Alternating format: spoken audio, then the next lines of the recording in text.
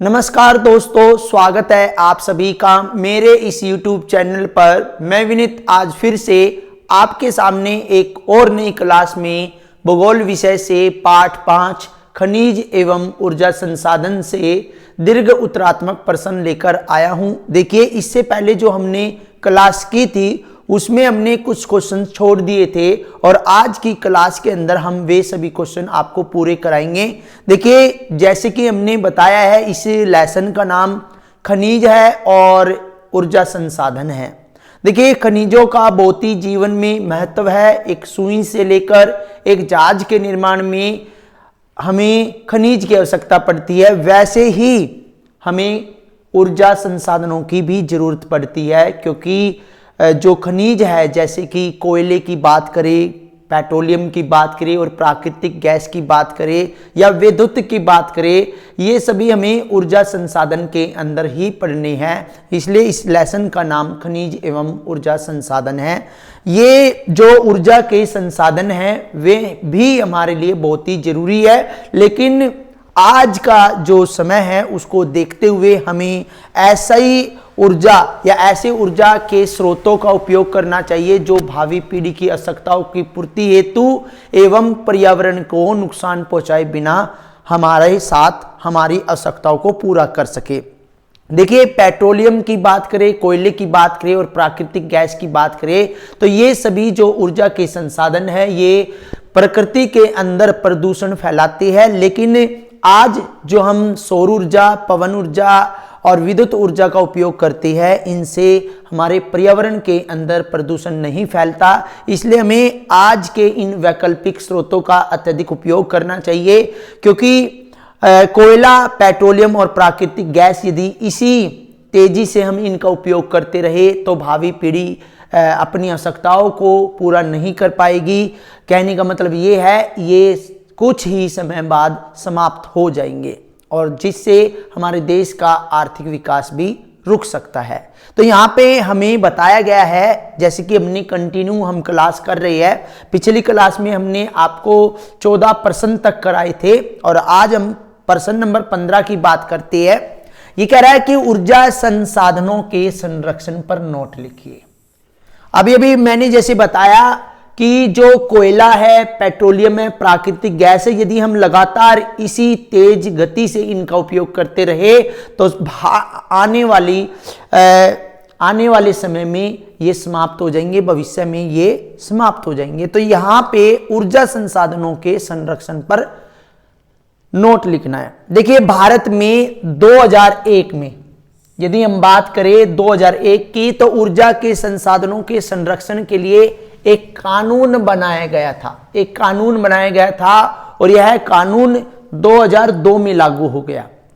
ध्यान देने वाली बात है, ऊर्जा के संरक्षण हेतु 2001 में कानून बनाया गया और जो 2002 में लागू कर दिया गया, इसमें ऊर्जा के संरक्षण एवं उसके कुशल उपयोग के लिए कुछ सुझाव दिए गए।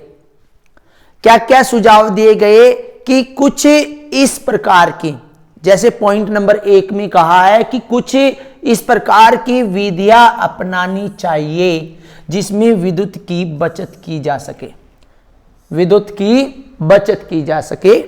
यानी कि हमें ऐसे उपाय सूझने चाहिए या समझने चाहिए, खोजने चाहिए जिससे कि हमें विद्युत की बचत हो सके। दूसरा, आवश्यकता ना होने पर बिजली का जो स्विच है वो बंद कर देना चाहिए, क्योंकि इससे ऊर्जा का दोहन होता है। पॉइंट नंबर 3, ऊर्जा के गैर परंपरागत स्रोतों का अधिक उपयोग किया जाना चाहिए। हाल ही में जैसे सौर ऊर्जा है, पवन ऊर्जा है, जल ऊर्जा है, विद्युत ऊर्जा है, इन सभी का अत्यधिक उपयोग करना चाहिए। कोयला, पेट्रोलियम, प्राकृतिक जो गैस है उसका कम से कम उपयोग करना चाहिए। अब हम बात करते हैं पॉइंट नंबर 4 की, कि निजी वाहनों का उपयोग कम से कम करना चाहिए। हमें सार्वजनिक वाहनों का अत्यधिक उपयोग करना चाहिए। पॉइंट नंबर 5 में सार्वजनिक परिवहन व्यवस्था का उपयोग अधिक से अधिक, मैंने अभी बता दिया कि निजी वाहनों का उपयोग कम से कम करना चाहिए और सार्वजनिक परिवहनों का प्रयोग अधिक से अधिक करना चाहिए। और अपने बिजली के उपकरणों को, देखिए जो बिजली के उपकरण हैं जैसे फ्रिज है, पंखे हैं, मोटरें हैं, इनकी नियमित रूप से जांच करानी चाहिए, क्योंकि जब लगातार ये चलते रहते हैं तो इनकी कंजप्शन पावर, जो बिजली या ये विद्युत ग्रहण करते हैं, लेते हैं, उसकी कंजप्शन पावर जो है वो अत्यधिक हो जाती है। इसलिए इनका नियमित रूप से हमें जांच कराते रहना चाहिए। इस प्रकार हम ऊर्जा के संसाधनों का संरक्षण कर सकते हैं। हमें कुछ वैकल्पिक स्रोतों का भी उपयोग करना होगा, जिससे कि हम ऊर्जा के स्रोतों को या ऊर्जा के संसाधनों को हम बचा सकते हैं। यदि लगातार अंधाधुंध हम इनका उपयोग करेंगे तो एक दिन ये समाप्त हो जाएंगे और आने वाला जो हमारा देश का आर्थिक विकास है वो रुक जाएगा। इसके बाद हम बात करते हैं कि प्राकृतिक गैस और बायोगैस में क्या अंतर है। देखिए, प्राकृतिक गैस एक खनिज का रूप है और बायोगैस जो है इसे हम गली सड़ी वनस्पति, पशुओं के अपशिष्ट, इन पदार्थों से बनाती है। प्राकृतिक गैस धरातल के नीचे प्राकृतिक रूप से उपलब्ध है और बायोगैस हम इसे यंत्रों द्वारा बनाते हैं। प्राकृतिक गैस घरेलू कार्यों के साथ साथ वाणिज्यिक रूप में भी इसका उपयोग किया जाता है। और बायोगैस की बात करें तो बायोगैस एक स्वच्छ ईंधन है। इसे केवल घरेलू कार्य यानी कि अवाणिज्यिक कार्यों में इसका उपयोग किया जा सकता है। देखिए, प्राकृतिक गैस जो है हमें खनिज के रूप में प्राप्त होती है, लेकिन जो बायोगैस है वो हम अपने घरों पर भी बना सकते हैं। नॉर्मल सी चीज है, जैसे कि वनस्पति या हमारे कुछ घरेलू अपशिष्ट या गाय का गोबर, इन सभी चीजों को इकट्ठा करके एक पिट के अंदर डाल करके उसके अंदर पानी डाल करके हम बायोगैस बना सकते हैं। इसके बाद आता है प्रश्न नंबर 17, एंथ्रेसाइट और बिटुमिनस कोयले में अंतर। मैंने बताया था जब हमने कोयले के वितरण के बारे में, कोयले की किस्मों का जिक्र किया था, उस समय बताया था कि एंथ्रेसाइट जो है सर्वोत्तम गुण वाला कोयला होता है और बिटुमिनस की बात करें तो यह कोयला गहराई में दाब व अधिक तापमान से प्रभावित कम उपयोगी होता है। एंथ्रेसाइट कोयले में कार्बन की मात्रा 90% से अधिक होती है। देखिए पॉइंट नंबर 3 में लिखा हुआ है। और बिटुमिनस में कार्बन की मात्रा 70 से 90% होती है। एंथ्रेसाइट कोयला कठोर होता है और जलते समय यह धुआं और राख नहीं छोड़ता, लेकिन बिटुमिनस की बात करें तो यह जलते समय धुआं देता है। एंथ्रेसाइट कोयला धातु शोधन में सबसे अधिक उपयोगी है। बिटुमिनस कोयला जो है वाणिज्यिक ऊर्जा में इसका सर्वाधिक उपयोग किया जाता है। देखिए, एंथ्रेसाइट जो है सबसे उत्तम कोटि का कोयला बोला जाता है। यह अत्यधिक महंगा भी होता है। यदि हम बिटुमिनस की बात करें तो यह हमारा जो कोयला होता है ये दाब और तापमान, अधिक दाब और तापमान की वजह से ये जो कोयला है जलते समय धुआं छोड़ता है, लेकिन एंथ्रेसाइट कोयला ऐसा नहीं करता। अब हम बात करते हैं दीर्घ उत्तरात्मक प्रश्नों की। जैसे कि इससे पहले हमने यानी कि लघु उत्तरात्मक प्रश्न भी कराए थे, उनमें कुछ हमारे दीर्घ उत्तरात्मक प्रश्न भी थे, लेकिन आज जो यहां पे प्रश्न नंबर 1 से हम स्टार्ट करने जा रहे हैं वो आपके जो है दीर्घ उत्तरात्मक प्रश्न हैं। और इन प्रश्नों के अंदर हम 5-5 अंकों के प्रश्न आपको कराएंगे। ये क्वेश्चन जो होते हैं ये रिपीटेड क्वेश्चन होते हैं, लेकिन इनका जो लिखने का ढंग है वो अत्यधिक लंबा और चौड़ा होता है, इसलिए इनको हम 5-5 अंकों की कैटेगरी में रखते हैं। अब हम बात करते हैं प्रश्न नंबर 1 की कि लोहे के महत्व और भारत में इसके वितरण पर नोट लिखिए। देखिए लोहे का महत्व, देखिए लोह जो है धात्विक खनिज है। लोहा एक धात्विक खनिज है और धात्विक खनिज जो है जिसमें लोह और एलोह होती है, जिसमें लोहे का अंश पाया जाता है उसे लोह खनिज कहते हैं, और जिसमें लोहे का अंश नहीं पाया जाता उसे हम एलोह खनिज कहते हैं। यहां पे कह रहा है लोहे का महत्व। देखिए लोह अयस्क एक आधारभूत खनिज है। क्यों आधारभूत है? क्योंकि अन्य उद्योग भी इस पे बहुत सारे आधारित है। लोहा औद्योगिक विकास की रीढ़ है, क्योंकि औद्योगिक क्षेत्र में इसके बगैर काम नहीं किया जा सकता। इसका महत्व, जैसे उद्योगों में काम आने वाले सभी यंत्र और मशीनें लोहे से ही बनी होती हैं। सबसे पहला महत्वपूर्ण कार्य है किसी भी उद्योग में, यदि हम बात करें छोटे से छोटे और बड़े से बड़े उद्योग में, तो यंत्र जितने भी होते हैं, मशीनें जितनी भी होती है, वे सभी लोहे की बनी होती है। यातायात के सभी साधन जैसे कि बस है, रेलगाड़ियां है, ट्रक है, कार है, लोहे से ही बनी होती है। इवन एक जहाज भी, एक सुई की बात करें वो भी लोहे से बनी होती है। जहाज की बात करें वो भी लोहे से बना होता है। यानी कि किसी में लोहे का अंश होता है, किसी में कम होता है। बड़ी बड़ी इमारतें ये भी लोहे के उपयोग से ही बनाई जाती है। बड़े बड़े ब्रिज जो है वो भी लोहे की मदद से ही बनाए जाते हैं। संचार के साधनों में भी लोहे का उपयोग किया जाता है, और कृषि संबंधी सभी यंत्र लोहे से ही बनाए जाते हैं। भारत में लोह अयस्क का वितरण, देखिए यहां पे एक हेडिंग है, क्योंकि हमें इसके वितरण के बारे में भी बताना है कि कहां पे कितना लोहा पाया जाता है। उड़ीसा, झारखंड पेटी। देखिए उड़ीसा में उच्च कोटि का हेमेटाइट किस्म का लोहा पाया जाता है।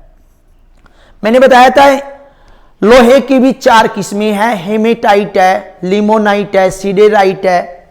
तो यहां पे देखिए हेमेटाइट किस्म ये सबसे उच्च कोटि का लोहा माना जाता है। इसमें लोहे का अंश 70 से 80% होता है। देखिए ये कह रहा है उड़ीसा में उच्च कोटि का हेमेटाइट किस्म का लोहा, लोह अयस्क कह लो या लोहा कह लो, मयूरभंज व केंदुझर जिलों में बादाम पहाड़ी खदानों से निकाला जाता है, और झारखंड में सिंहभूमि जिले में हेमेटाइट लोह अयस्क निकाला जाता है। उड़ीसा की बात करें तो उड़ीसा का एक है मयूरभंज और केंदुझर, और यदि हम झारखंड की बात करें तो सिंहभूमि में लोहा या लोहे का अयस्क सबसे अधिक पाया जाता है। इसके बाद है दुर्ग बस्तर, चंद्रपुर पेटी। दुर्ग बस्तर में चंद्रपुर पेटी है। यह पेटी महाराष्ट्र और छत्तीसगढ़ राज्यों के अंतर्गत स्थित है। छत्तीसगढ़ जिले में अति उत्तम कोटि का हेमेटाइट लोह अयस्क मिलता है। इन खदानों का लोह अयस्क विशाखापट्टनम पतन से जापान और दक्षिण कोरिया को निर्यात किया जाता है। देखिए झारखंड के अंदर, छत्तीसगढ़ के अंदर सबसे उत्तम कोटि का जो लोह अयस्क है हेमेटाइट जो है वो पाया जाता है, और ये खदानों से निकाल करके इन अयस्कों को विशाखापट्टनम पतन से यानी कि बंदरगाह से जापान और दक्षिण कोरिया भेजा जाता है। इसके बाद है बेल्लारी चित्रदुर्ग। ये चिकमंगलूर तुमकुर पेटी बोलते हैं। ये पेटी कर्नाटक राज्य में स्थित है। कर्नाटका में पश्चिम घाट में स्थित कुंद्रेमुख खानों से निकाला जाता है और इसका भी निर्यात किया जाता है, और कुंद्रेमुख विश्व के सबसे बड़े निक्षेपों में से एक है। कुछ आपको समझ में आ रहा होगा। ये बताना ये चाह रहा है कि कहां पे लोहे का अयस्क कितना पाया जाता है। इसके बाद महाराष्ट्र गोवा पेटी। यह पेटी गोवा और महाराष्ट्र राज्य के रत्नागिरी जिले में स्थित है, और यहां का लोहा उत्तम प्रकार का नहीं है। इसका निर्यात मार्मागांव पतन से किया जाता है। मार्मागोआ जो पतन है वो हमारा पश्चिमी घाट पर पाया जाता है।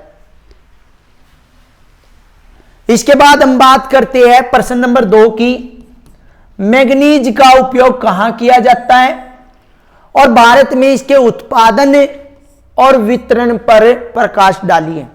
देखिए, मैग्नीज भी एक महत्वपूर्ण खनिज है और इसका यदि हम उपयोग देखें तो मैग्नीज इसका उपयोग लौह इस्पात और मिश्र धातु बनाने में होता है।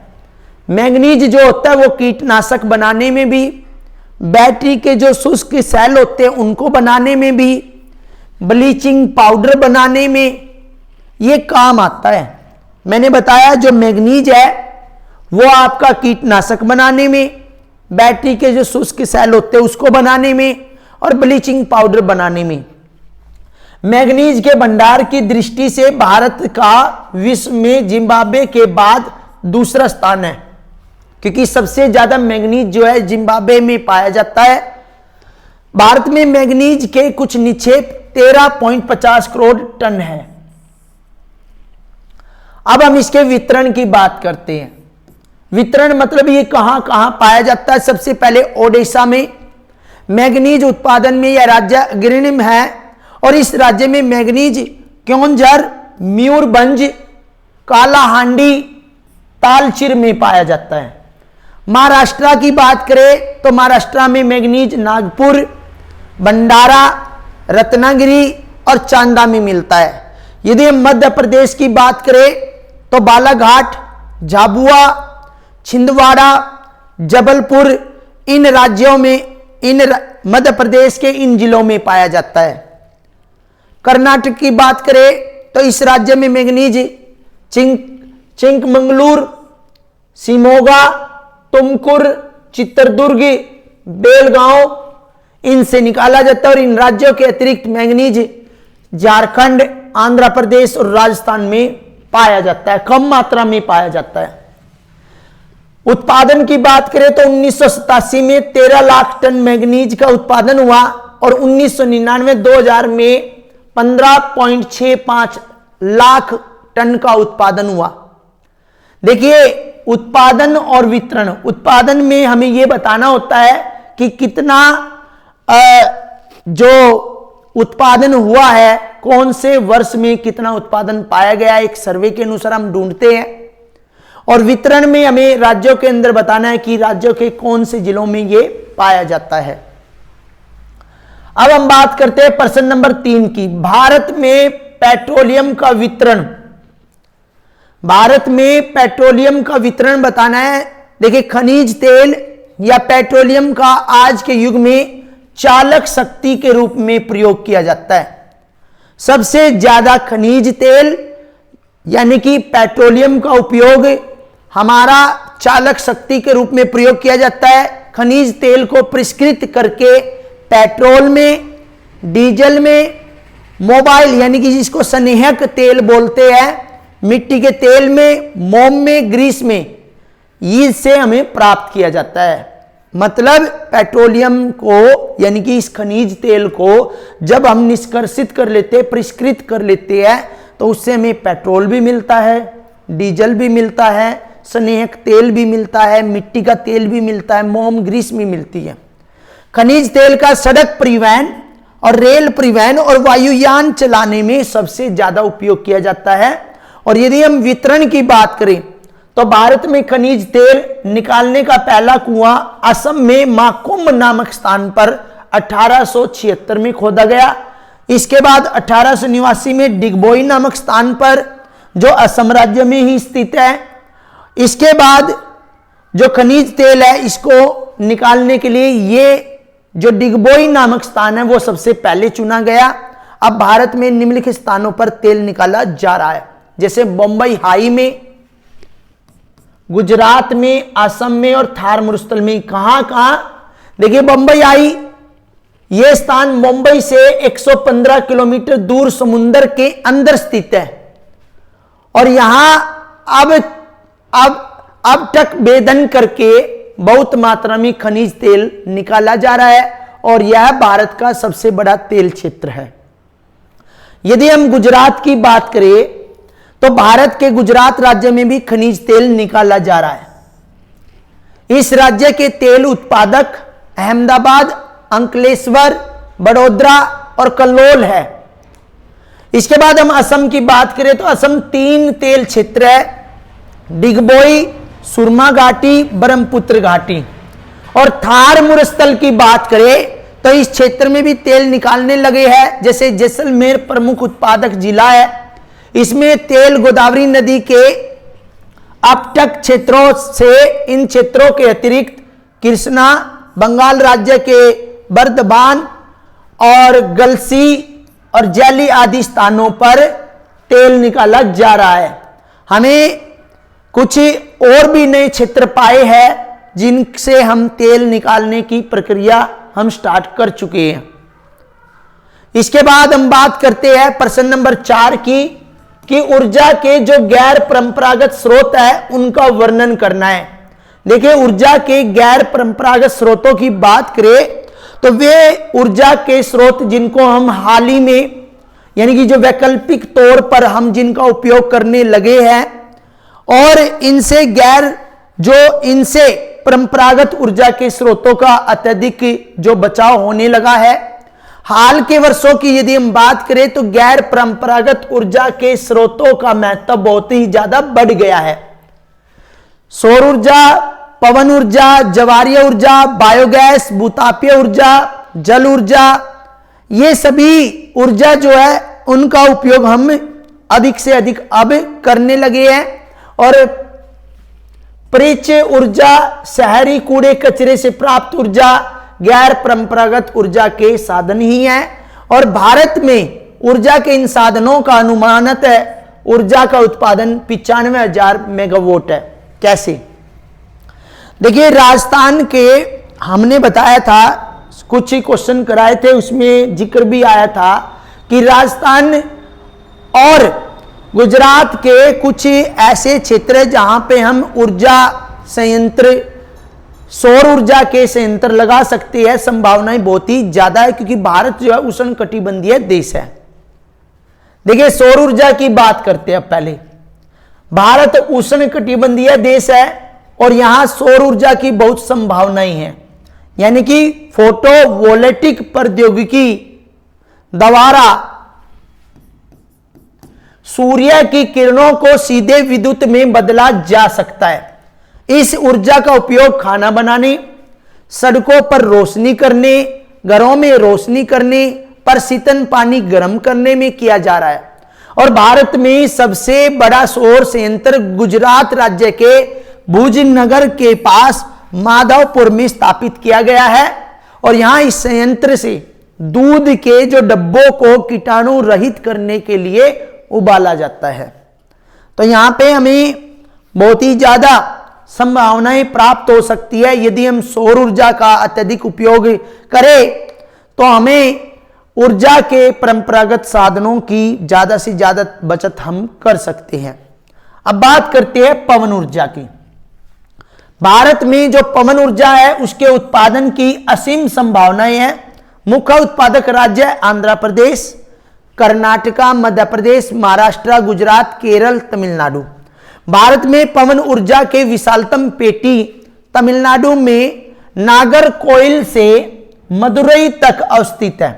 नागरकोइल और जैसलमेर देश में पवन ऊर्जा के प्रभावी प्रयोग किए जाने के लिए जानी जाती है। देखिए, पवन ऊर्जा जो है तमिलनाडु के अंदर नागरकोइल से लेकर मदुरई तक ये फैले हुए हैं और यहां पे अत्यधिक पवन ऊर्जा से विद्युत ऊर्जा बनाई जा रही है। अब बात करते हैं बायोगैस की। कृषि के जो अपशिष्ट है, गन्ने की खोई है, जैसे धान की पराली है, इनसे जीव जंतुओं के जो अपशिष्ट है जैसे गोबर है, उनसे बायोगैस पैदा की जाती है। इसमें लकड़ी उबलो लकड़ी के कोयले से अधिक तापीय शक्ति होती है और कई स्थानों पर यह संयंत्र नगर पालिका सहकारी समिति द्वारा यह व्यक्तिगत तौर पर स्थापित किए गए हैं। इनके अतिरिक्त भूतापीय, ज्वारीय तरंग ऊर्जा इसी श्रेणी में आती है। देखिए, एक पिट यानी कि गड्ढा खोद लिया जाता है, उसमें गाय का या भैंस का, जानवर का गोबर डाल दिया जाता है, घरेलू अपशिष्ट डाल दिया जाता है, लकड़ी का अपशिष्ट डाल दिया जाता है और उसमें पानी छोड़ दिया जाता है। उसी से बायोगैस का निर्माण होता है। ज्वारीय ऊर्जा की बात करते हैं। महासागरीय तरंगों का प्रयोग विद्युत उत्पादन के लिए किया जा सकता है। भारत में खंबात की खाड़ी, कच्छ की खाड़ी, पश्चिमी तट पर गुजरात में और पश्चिम बंगाल में सुंदरवन क्षेत्र में, गंगा के डेल्टा में ज्वारीय तरंगों द्वारा ऊर्जा उत्पन्न करने की आदर्श दशाएं उपस्थित है। देखिए, ज्वारीय ऊर्जा में जो महासागरीय तरंगे हैं उनमें पानी को ले लिया जाता है और फिर वहां से उन तरंगों से विद्युत ऊर्जा उत्पन्न की जाती है। एक प्रोसेस है, वो हम बाद में डिस्कस करेंगे। इसके बाद जैव ईंधन की बात करते हैं। विभिन्न अखाद्य वनस्पति तेलों को जैव डीजल में परिवर्तित करने की टेक्नोलॉजी विकसित करने के लिए देश में अनेक अनुसंधान और विकास परियोजनाएं चलाई गई है। शहरी कचरे और कृषि के कचरे से भी ऊर्जा प्राप्त की जा सकती है। जैसे शहरी कचरे और कृषि कचरे से भी ऊर्जा प्राप्त करने के संयंत्र लगाए गए हैं। इनसे बिजली प्राप्त करके ग्रिड में दी जा रही है। तो कहने का मतलब है कि आज का जो दौर है वो ऊर्जा के गैर परंपरागत स्रोतों का हम अत्यधिक उपयोग करके ज्यादा से ज्यादा हम इनका उपयोग करके विद्युत उत्पादित कर सकते हैं। और अंतिम बात भूतापीय ऊर्जा की हम कर रहे हैं कि भारत में सैकड़ों गर्म पानी के चश्मे हैं जिनका विद्युत उत्पादन में प्रयोग किया जा सकता है।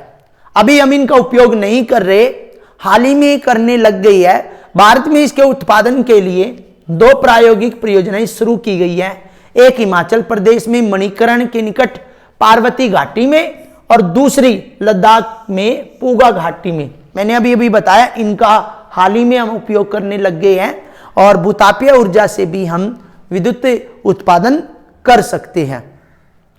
देखिए, अब हम बात करते हैं बहुविकल्पीय प्रश्नों की। 1 मार्क्स के आपके ये क्वेश्चन होंगे और आपको 4 ऑप्शन दिए गए होंगे। इनमें आपने एक आंसर ढूंढना है। देखिए कैसे। सबसे कठोर खनिज, देखिए हमने बताया था हीरा जो है सबसे कठोर खनिज है।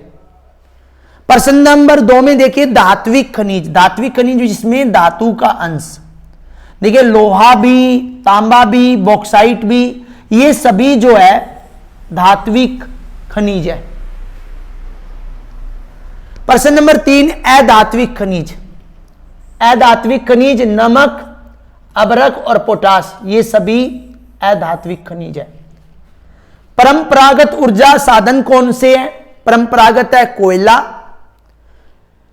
परंपरागत है कोयला। कैसे है? क्योंकि जो हम लंबे समय से उपयोग करते आ रहे हैं, सौर ऊर्जा, पवन ऊर्जा का हम अभी ही उपयोग करने लग गए हैं। इसके बाद प्रश्न नंबर 5 में मैग्नेटाइट में कितना प्रतिशत लोहे का अंश होता है? लोह अंश कह रहा है वो। हेमेटाइट में मैंने बताया था 70 से 90%, तो मैग्नेटाइट में 70% के लगभग लोहे का अंश पाया जाता है। हेमेटाइट अयस्क में लोहे का अंश कितना पाया जाता है? सॉरी हमने गलत बोल दिया। हेमेटाइट में लोहे का अंश जो है 50 से 60% पाया जाता है। मैग्नेटाइट, हीमेटाइट, लिमोनाइट, सिडेराइट, ये 4 प्रकार के लोहे पाए जाते हैं, लोह अयस्क पाए जाते हैं। भारत में सबसे बड़ा बॉक्साइट उत्पादक राज्य है उड़ीसा। देखिए बॉक्साइट से एल्यूमिनियम धातु निकाली जाती है। प्रश्न नंबर 8 में कह रहे हैं निम्न कोटि का भूरा कोयला, लिग्नाइट। देखिए निम्न कोटि का ये धुआं और राख छोड़ता है। भारत में कुल पेट्रोलियम उत्पादन का कितना प्रतिशत भाग मुंबई हाई से प्राप्त किया जाता है? 63%। कितना? 63%। प्रश्न नंबर 10 में देखिए, ताप विद्युत पैदा की जाती है सभी से, कोयले से भी, पेट्रोलियम से भी, प्राकृतिक गैस से भी, इसलिए इसका आंसर है उपरोक्त सभी। इन सभी से हम क्या विद्युत पैदा कर सकते हैं। अब यहां पे प्रश्न नंबर 11, खेतड़ी क्यों प्रसिद्ध है? खेतड़ी जो है तांबे के लिए अत्यधिक प्रसिद्ध है। इनमें से गैर परंपरागत ऊर्जा के साधन देखिए, कोयला तो परंपरागत है, पेट्रोलियम भी परंपरागत है, प्राकृतिक गैस भी परंपरागत है, इसलिए हमारा आंसर होगा पवन ऊर्जा। गैर परंपरागत जिसका हम हाल ही में उपयोग करने लगे हैं। प्रश्न नंबर 13, बॉक्साइट से अभी अभी बताया था एल्यूमिनियम निकाला जा सकता है। निम्न में से किस राज्य में मैंगनीज का अधिकतम उत्पादन होता है? उड़ीसा। मैंगनीज में उड़ीसा नंबर 1 पर है। और भारत का सबसे पुराना पेट्रोलियम उत्पादक राज्य असम है। असम में 2 जगह मैंने बताई थी, लेकिन डिगबोई जो है सबसे अधिक महत्वपूर्ण मानी गई है। देखिए, आज की क्लास यहीं पे समाप्त हुई, और जो भी स्टूडेंट हमारे चैनल पर नए हैं वो हमारे चैनल को सब्सक्राइब कर ले। वीडियो अच्छी लगे तो ज़्यादा से ज़्यादा शेयर करें, और जिसको भी किसी भी क्वेश्चन में कोई प्रॉब्लम है तो वो अपना क्वेश्चन कमेंट सेक्शन में लिख कर भेजे।